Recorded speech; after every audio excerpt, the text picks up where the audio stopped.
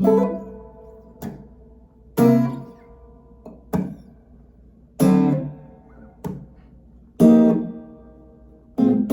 right, so we have a pretty straightforward, simple kind of loop going here.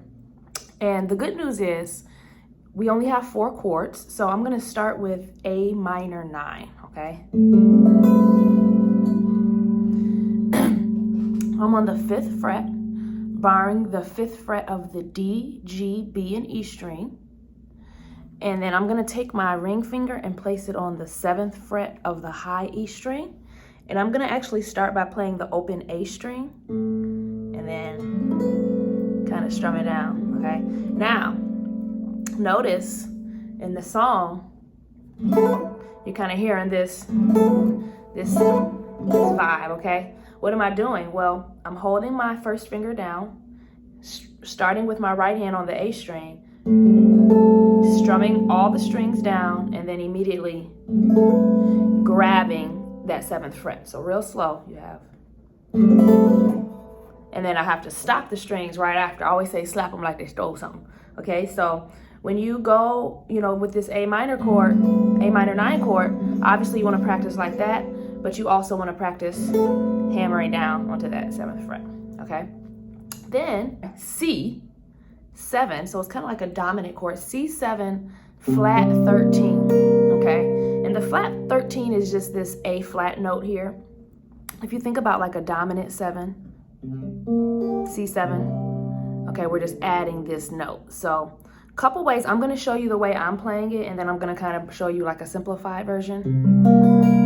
Okay, so this is the way that I'm playing the chord. I'm barring the 3rd fret, starting with the A string, all the way down.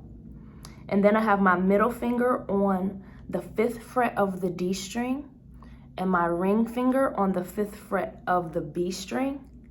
Then I'm gonna take my pinky and grab the 6th fret of the high E string, okay? And it's starting with A, okay? Now that is quite a bit of a stretch. It kind of reminds me of like, what's up? But that's quite a bit of a stretch. And, oh, there we go. Another kind of alternative, if you're not ready for that stretch yet, is to just, when you're here at the A minor chord,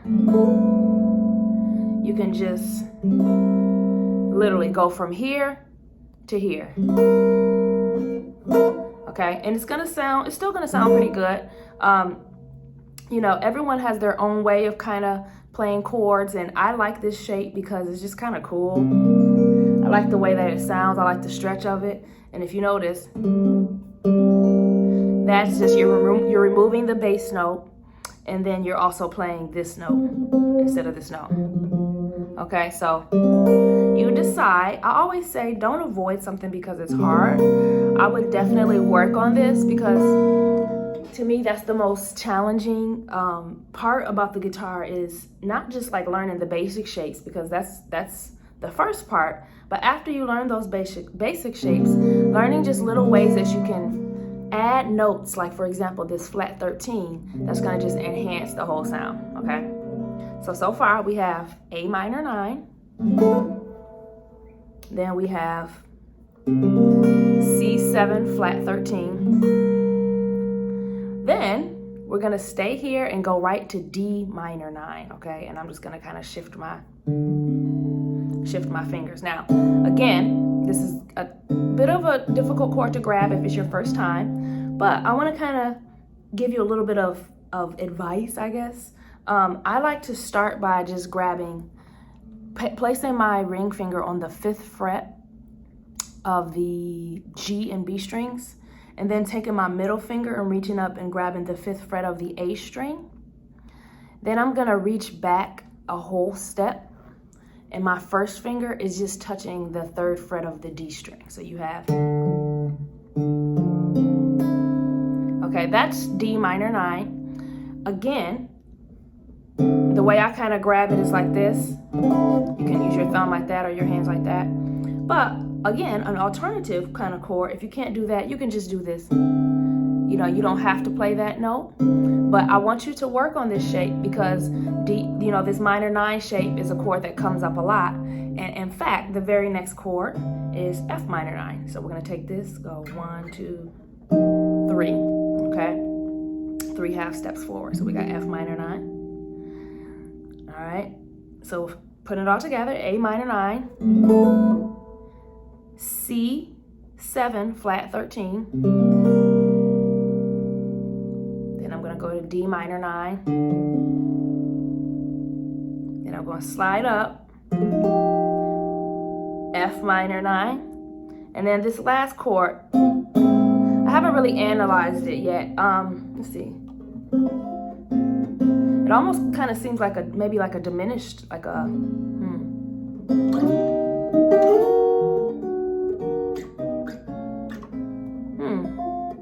I don't know. I don't know what to call this chord, but I want to show you the way I'm playing it.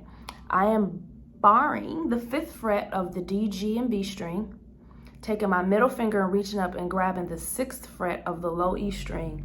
And then with my ring finger, the 6th fret of the G string. So your middle finger and your ring finger are on the same fret, and it's kind of an interesting little grab. I'm just taking my pinky and putting it down again on the 6th fret of the B string.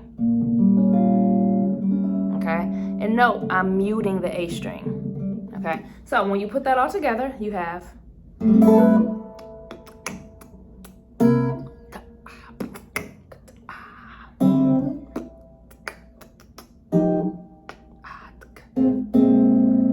that's kind of the flow of the progression. Now, I want to talk about this right hand because a lot of people say, you don't show your right hand. With the right hand, what I'm doing is I'm starting with the A string and for this first chord, and I'm just going, stopping it. And again, pulling. When I get to the C7 flat 13 chord, I'm actually pulling. So I'm starting with my thumb on the A string, first finger on the D string, middle finger is on the G string, and then my ring finger is on the B string. Then I got my pinky on the high E string, okay, and I'm going. Or you can kind of brush down the string, okay. Then I have D minor 9.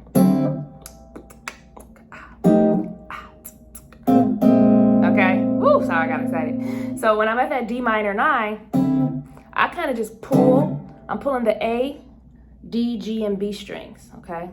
And then you can slide.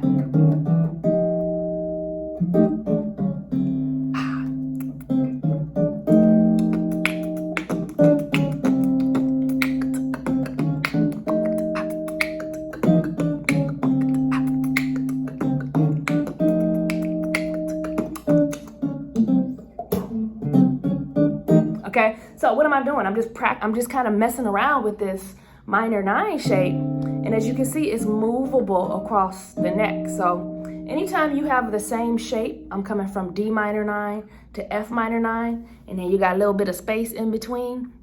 I like to take that same shape and just walk up in half steps. 1, 2, 3, 4, and then you can also do the same thing backwards.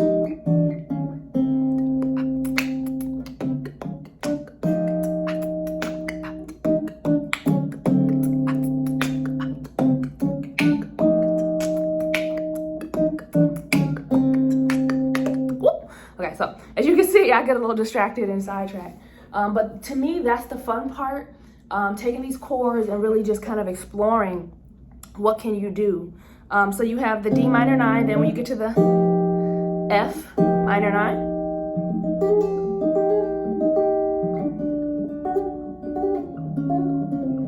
as you see, there's a lot of cool stuff you can do, pinky tricks, taking your pinky, hammering down, and pulling it off. Okay, then we have our last chord, and I am pulling, starting with the low E string with my thumb. First finger is on the D string, middle finger is on the G string, and then my ring finger is on the B string. So I'm pulling with my pinky down first, then I'm going to lift my pinky up and do the same thing again, okay? So let me slow that down and kind of play along very slow so you guys can really get the hang of it, okay? I'm starting with A minor 9.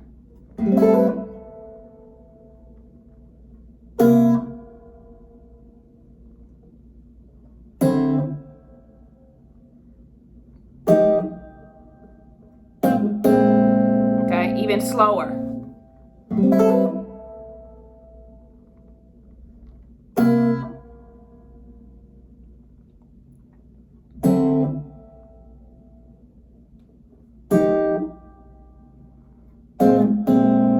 Okay, so that's pretty simple once you practice it.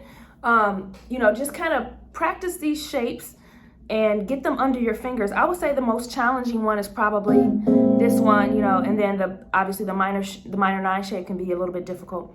But I want you to really just over and over kind of create a loop. I would set a metronome that's at a speed, you know, that's comfortable for you, and just practice playing these very slow over and over, because once you really get them under your belt, you can recycle them and use them in other songs, but you can also kind of like take the same loop and kind of spice it up. Once you really get comfortable with the chords, I always encourage you guys to express yourselves.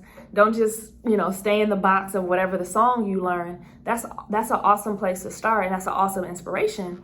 But I think the real magic comes when you take the things you're learning from some of your favorite songs, from some of the artists like H.E.R, or Jasmine Sullivan, or Summer Walker, or Lauryn Hill, or, you know, whatever music you're listening to and whatever music speaks to you. Take those chords and see if you can be creative and kind of create your own vibe. So for example,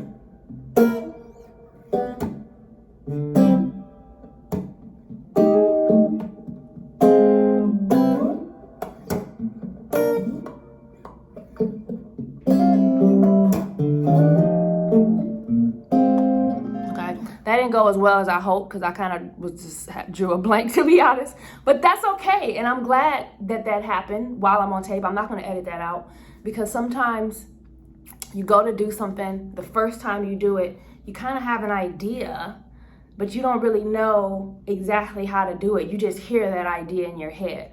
Well, I encourage you to sit there. What I'm going to do is I'm going to turn the camera off, and I'm probably going to sit here for another hour and be like, what's that idea I'm hearing? I'm hearing some licks, I'm hearing some different movement, maybe adding some passing chords.